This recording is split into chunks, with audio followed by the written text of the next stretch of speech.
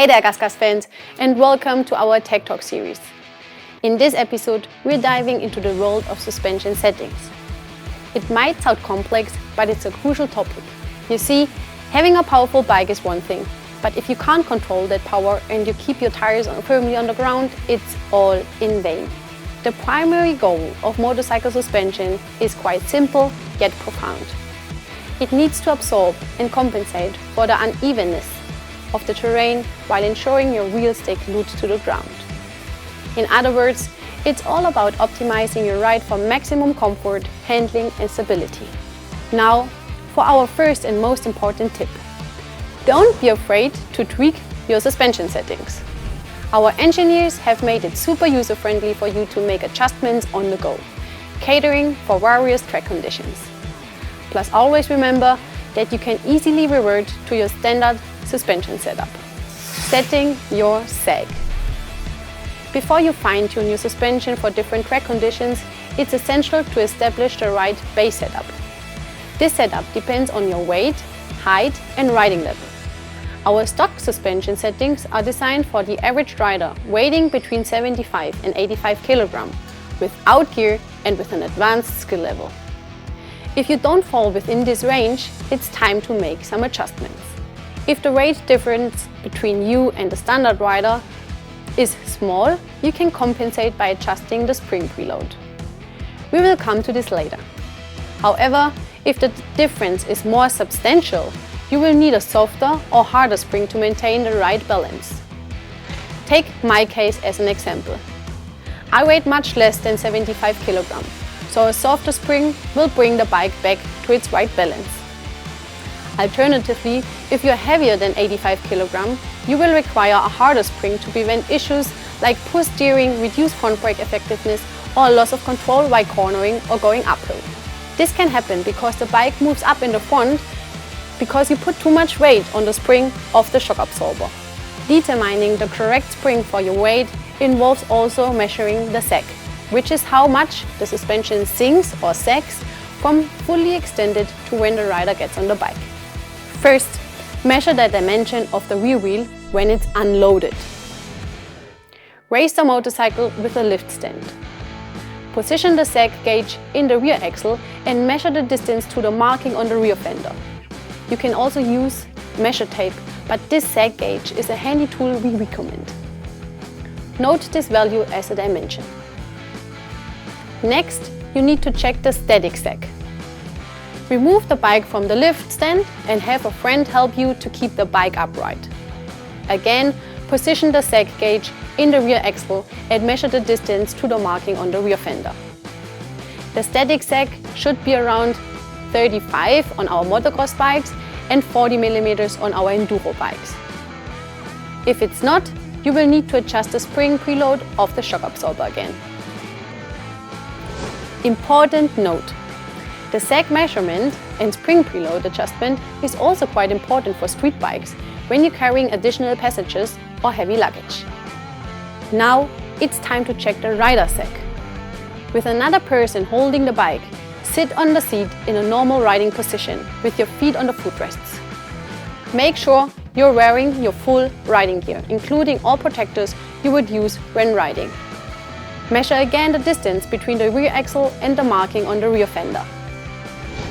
The rider sag is the difference between the rear wheel's unloaded position and the measurement you took now. For a person weighing between 75 and 85 kg, the rider sag should be around 110 mm on a GASGAS Enduro bike and around 105 mm on a GASGAS Motocross bike. If your rider sag is a bit off from these measurements, you can make slight adjustments to the spring preload by loosening the screw with a 4 mm Allen key and then turning manually the adjusting ring. Every full rotation usually changes the sag by around 2 or 3 mm. If the difference is significant, you may need to change to a suitable spring based on your weight. Which spring rate should be used for which rider weight we will include in the description of this video. You can buy the springs with different spring rates directly from the dealer shop. Shock absorber adjustments. Once you've ensured your sag is correctly set, and you've chosen the right spring for your weight, it's time to adjust the shock absorber. Just remember, always start with the shock absorber and then move on to the fork when adjusting your basic chassis settings. The compression damping of the shock absorber is divided into two ranges, high speed and low speed. High speed and low speed refer to how quickly the rear wheel suspension compresses and not the speed of your bike. So adjusting the compression damping regulates how quickly the shock absorber compresses. The high speed compression. This adjuster comes into play when you're landing after a jump and the rear wheel suspension compresses quickly. You can adjust high speed compression without any tools by just turning the adjuster clockwise for a harder, sportier feel or counterclockwise for a softer, more comfortable experience. Low speed compression. This adjuster is relevant in slower or normal compression situations of the shock absorber, such as when you're riding over long ground swells. You can fine-tune low speed compression by turning this adjuster. Starting by turning it clockwise as far as it will go for maximum damping. Then turn it counterclockwise by 15 clicks for both our GASGAS Enduro and Motocross bikes to reach standard setting. You can add or subtract clicks super easy and without any tools to fine-tune your damping. Again, it's clockwise for a harder feel with more damping and counterclockwise for a softer feel with less damping but more comfort. Adjusting the rebound of the shock absorber is just as vital. This adjustment controls how quickly the shock absorber extends, and you can do it by turning a screw. Starting by turning the screw with a flathead screwdriver clockwise as far as it will go, and then turn it counterclockwise by 15 clicks to reach the standard setting again. Adjust it further in either direction for more or less damping as per your preference. Now let's get into the fork adjustments. Our MY24 Enduro bikes are equipped with our WP Explore open cartridge box. Just like with the shock absorber, if your weight or height differs significantly from the average rider, you have the option to install a harder or a softer spring in the fork to tailor your suspension setup to your needs. Additionally, we are offering a 20mm and a 50mm lowering kit. These kits can be particularly useful when tackling challenging hard enduro sections where reaching the ground quickly and maintaining balance are essential. In my case, standing at a height of 1.58 meters, I opted for the 50mm lowering kit, and let me tell you, it's absolutely perfect. This setup caters to my specific needs, ensuring I can comfortably and confidentially navigate challenging hard enduro sections. It's a testament to how customization can elevate your riding experience, so don't hesitate to find the right fit for even more fun in the woods. Adjusting the compression and rebound of the fork is a common and equally important part of setting up your suspension. The right fork leg handles rebound, and it's the red adjuster, located at the upper end of the fork leg. It's easy to remember because both words start with R. Red, rebound. The left fork leg takes care of compression and the adjuster is white. It's also positioned at the upper end of the fork. When you buy a new bike from the dealer, it typically comes standard with 15 clicks for both rebound and compression. If the bike isn't new or someone has made some adjustments, it's essential to verify that we have these 15 clicks as base setting.